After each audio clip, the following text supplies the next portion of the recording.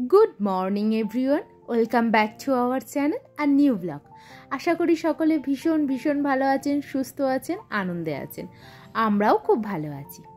এখন ওই সকালবেলা 9টা মতন বাজে।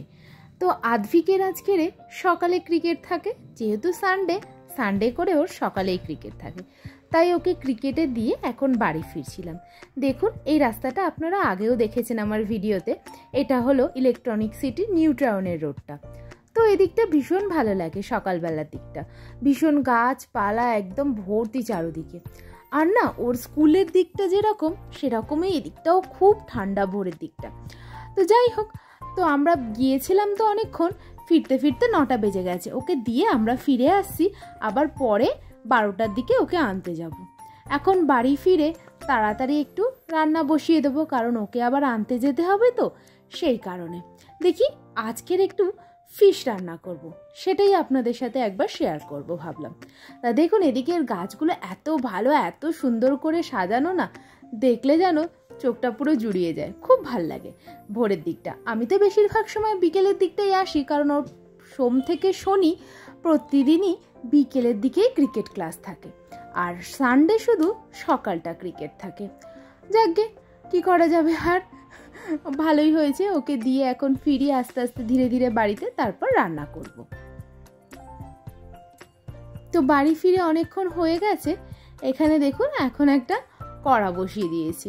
বললাম না আজকের একটু ফিশ রান্না করব, সেই কারণে আজকে একটু পার্শে মাছ আর কাতলা মাছ রান্না করব। তো সেটাই আপনাদের সাথে একবার শেয়ার করে নিই। এখানে দেখুন অল্প একটু সর্ষের তেল দিয়ে দিয়েছি কড়ায়। পার্শে মাছটা সর্ষের তেল দিয়েই রান্না করব।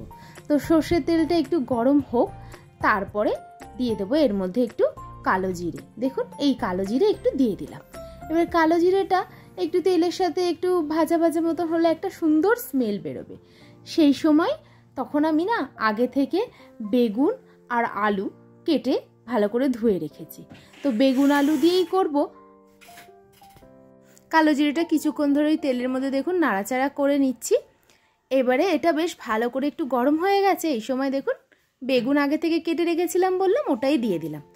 তা বেগুন দিয়ে এইভাবে আজকের করব পার্শে মাছটা, আর একটু আলুও দিয়ে দিয়েছি এর মধ্যে। আমি কিন্তু বেশিরভাগ সময় শুধু সর্ষে দিয়ে করি, কিন্তু আজকে ভাবলাম একটু বেগুন আলু দিয়ে ঝোল করব। আপনারা কে কে বাড়িতে আমার মতন এইভাবে পার্শে মাছের ঝোল করেন কমেন্ট সেকশনে অবশ্যই একবার লিখে জানাবেন। তো দেখুন বেগুন আর আলুটা খুব ভালো করে একটু ভেজে নিচ্ছি। আমি এই সময় কিন্তু ঢাকনাটা দিইনি, তাহলে ঢাকনাটা দিলে কি হবে বলুন তো, বেগুনটা তাড়াতাড়ি গলে যাবে। তো এবারে একটু ভাজা ভাজা যেই হয়ে গেছে, এমন সময় একটু নুন দিয়ে দিয়েছি। দেখতে পেলেন নুনটা যে যার টেস্ট অনুযায়ী দেবেন, কারণ অনেকে বেশি নুন খান বা ঝাল খান, আমি ওই জন্য সবসময় টেস্ট অনুযায়ী দিতে বলি। এবার একটু হলুদের গুঁড়োও দিয়ে দিয়েছি। দিয়ে এইবারে একটু ভালো করে ধীরে ধীরে একটু নাড়াচাড়া করে ভাজতে থাকবো কিছুক্ষণ ধরে। তো গ্যাসের ফ্লেমটা এই সময় একটু একদম মিডিয়াম ফ্লেম বা লো ফ্লেমেই করতে পারেন, তাতে একটু ধীরে ধীরে ভাজলে না খেতেও ভালো লাগে, তরকারির টেস্টটাও ভালো আসে। যাই হোক, এবার আগে থেকে কিছুটা টমেটো কেটে রেখেছিলাম, সেটাই এর মধ্যে দিয়ে দিলাম। দিয়ে এবার ধীরে ধীরে এটাকে আমি বেড়ে নাড়াচাড়া করতে থাকবো এইভাবে। তো কিন্তু এই সময় ঢাকা দেবেন না, ঢাকা দিলে কিন্তু বেগুনটা খুব বেশি গলে যাবে, সেই জন্য আর ঢাকা দিতে হবে না, আস্তে আস্তে নাড়াচাড়া করবেন। এখন একটু দিয়ে দিলাম লঙ্কার গুঁড়ো। এবার যদি আপনারা না চান লঙ্কার গুঁড়ো দিতে, ওটা স্কিপ করতে পারেন, এটা যে যার টেস্ট অনুযায়ী ঝালটা। তো আমি অল্প একটু দিয়ে দিলাম, এতে না কালারটা একটু ভালো আসে, সেই কারণে। দেখুন টমেটোগুলোও খুব ভালো করে নরম হয়ে গলে গেছে। এরকম সময় আমি আগে থেকে একটু সর্ষে আর কাঁচা লঙ্কা বেটে রেখেছিলাম। সাদা সর্ষে আর কালো সর্ষে মিশিয়েই আমি এই রান্নাটা করছি। বেশিরভাগ সময় আমি সাদা কালো সর্ষে দুটো মিক্সড করেই করি। তো সেই জন্যই আমি এখানে সাদা সর্ষে, কালো সর্ষে আর অল্প একটু কাঁচা লঙ্কা দিয়ে ভালো করে মিক্সিতে একটা ভালো পেস্ট করেছিলাম, ওটা দিয়ে এখন বেশ ভালো করে একটু কষাচ্ছি। আস্তে আস্তে কিছুক্ষণ কষাতে হবে। সর্ষে বাটার তরকারি আমি আবার খুব বেশি সময় ধরে কষাই না, তাহলে না তরকারিতে একটু তিতো মতন হয়ে যায়।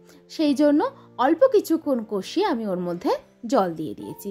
এবার যে যতটা ঝোল খাবেন সেই অনুযায়ী জল দেবেন।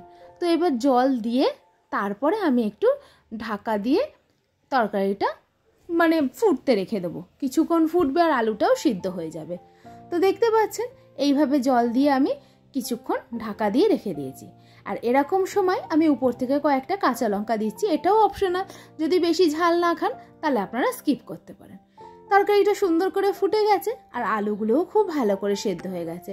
বেগুনটা তাই দেখুন না কতটা সেদ্ধ হয়ে গেছে। তো যাই হোক, বেগুনটাও সেদ্ধ হয়ে গেছে, আলুও সেদ্ধ হয়ে গেছে।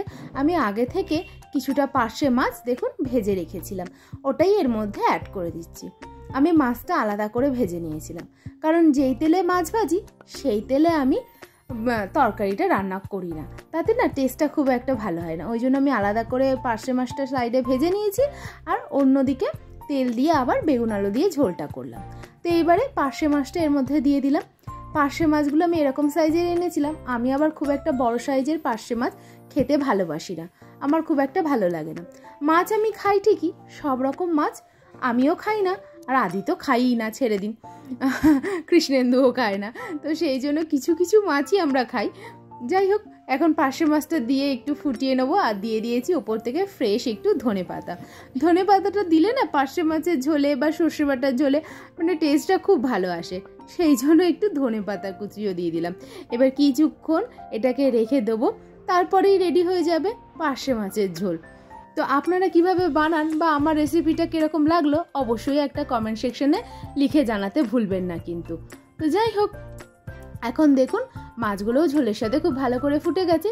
এরকম সময় আমি দিয়ে দিচ্ছি একটু সর্ষের তেল অল্প করে দিয়ে, কিন্তু গ্যাসের ফ্লেমটা সাথে সাথে অফ করে দেবো, আর তরকারিটা ফোটাবো না।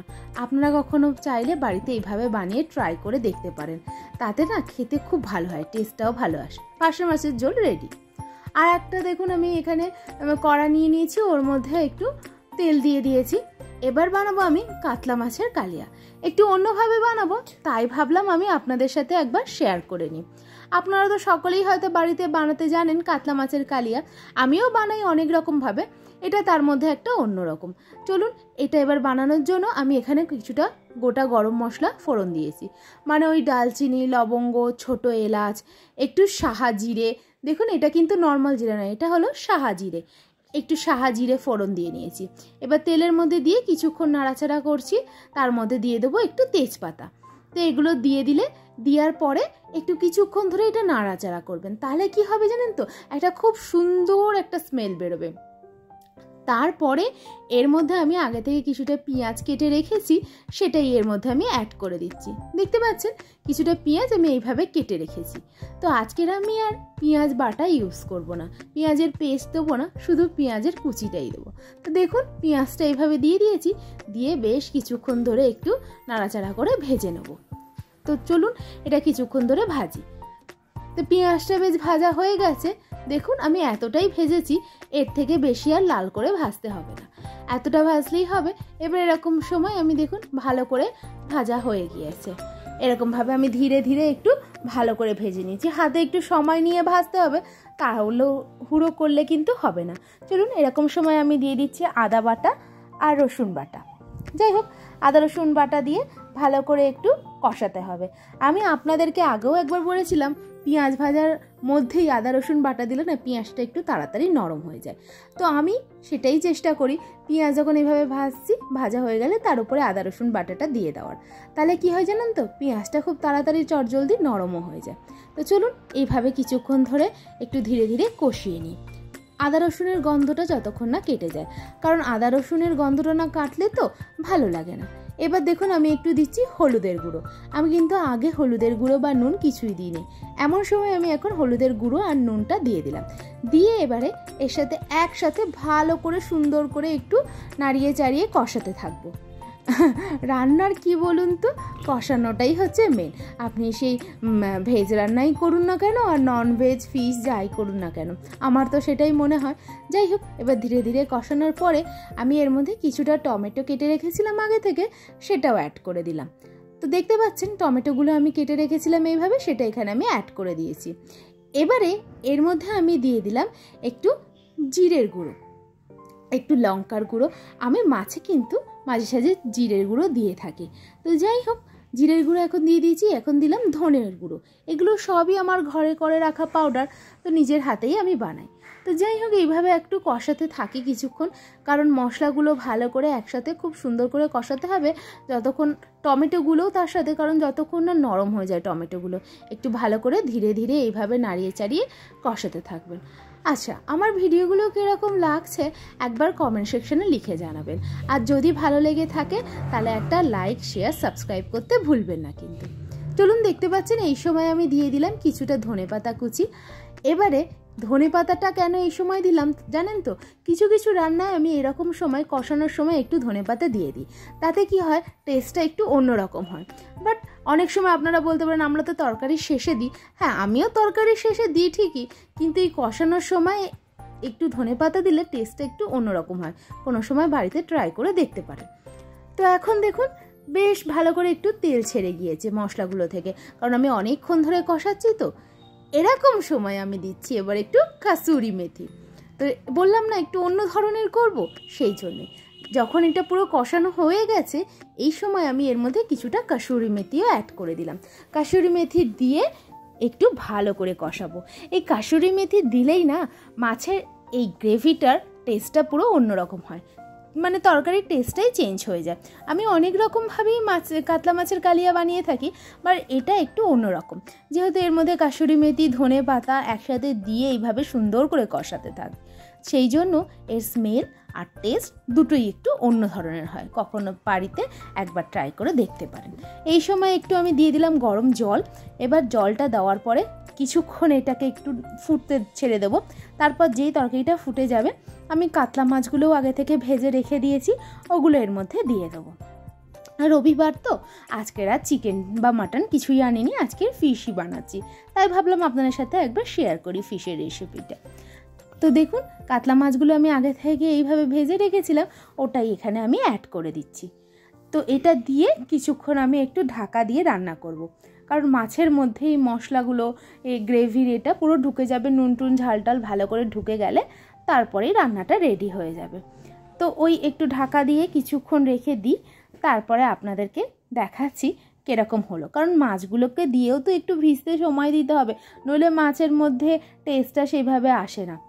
তো এবার আমি উপর থেকে দেখুন একটু গরম মশলার গুঁড়োও দিয়ে দিলাম অল্প করে। দেখতে পাচ্ছেন এই গরম মশলাটাও কিন্তু আমার ঘরেই বানানো। যাই হোক, এইভাবে দিয়ে এবার কিছুক্ষণ এটাকে রেখে দিয়ে এবার দেখুন এখানে একটু ধনেপাতা আমি অ্যাড করলাম, কুচনো ধনেপাতা। আমি কষানোর সময়ও দিয়েছিলাম, এবারে লাস্টে এই সময়ও দিলাম। তো দেখুন মাছের ঝোলটা প্রায় রেডি হয়ে এসেছে। তো আমি এবার খেতে দিয়ে দেবো, তখনই আপনাদেরকে একেবারে দেখাচ্ছি কীরকম হলো রান্নাটা। তো দেখুন আমি খেতে দিয়ে দিয়েছি। তো আজকের আমাদের মেনু হচ্ছে ভাত, অল্প একটু স্যালাড, লাউ চিংড়ি বানিয়েছিলাম, সেই রেসিপিটা আর আপনাদের সাথে শেয়ার করা হয়নি। লাউ চিংড়ি, মাছের কালিয়া আর পাঁচটি মাছের ঝাল। কীরকম লাগলো আজকের রেসিপিগুলো অবশ্যই কমেন্ট সেকশনে লিখে জানাবেন।